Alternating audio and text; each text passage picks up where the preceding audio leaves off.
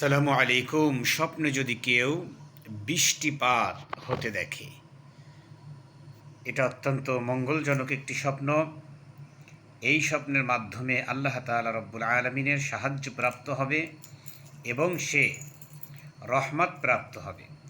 স্বপ্নে যদি কেউ দেখে আকাশ থেকে মধু পড়ছে, বৃষ্টিপাতের সাথে দুধ পড়ছে, এরকমভাবে এই স্বপ্নের তাবির হবে উক্ত এলাকাবাসীর জন্য আল্লাহ তাআলা রব্বুল আলামিনের রহমত, বরকত, শান্তি, অভাব অনটন দূর হয়ে ওই গ্রামের আল্লাহ তাআলা উন্নতি সাধিত করবেন।